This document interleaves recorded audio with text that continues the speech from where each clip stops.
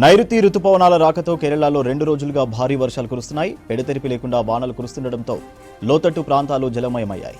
వయనాడ్లోని కొన్ని ప్రాంతాల్లో వరదలతో ప్రజలు తీవ్ర ఇబ్బంది పడుతున్నారు. కేరళ రాష్ట్ర వ్యాప్తంగా కుంభవృష్టి వర్షం కురుస్తుండటంతో 11 జిల్లాల్లో రెడ్ అలర్ట్ జారీ చేసింది వాతావరణ శాఖ.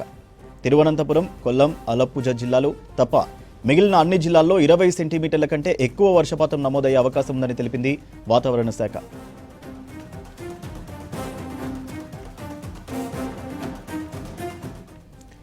కేరళ తీరం వెంట గంటకు 35 నుంచి 45 కిలోమీటర్ల వేగంతో బలమైన ఈదురుగాలులు వీస్తాయని హెచ్చరించింది వాతావరణ శాఖ.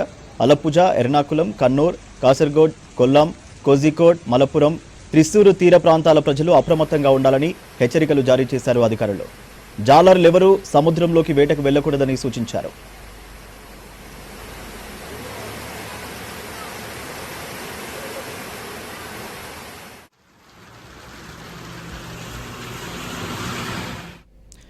నీలంబూరులో 16 సెంటీమీటర్లు, వైతిరిలో 15 సెంటీమీటర్లు, కరిపూర్ విమానాశ్రయం, కన్నూర్, మన్నార్ఖాడ్, ఉరుమి, చెంబేరి, కన్నూర్ విమానాశ్రయంలో 13 సెంటీమీటర్ల వర్షపాతం నమోదైంది.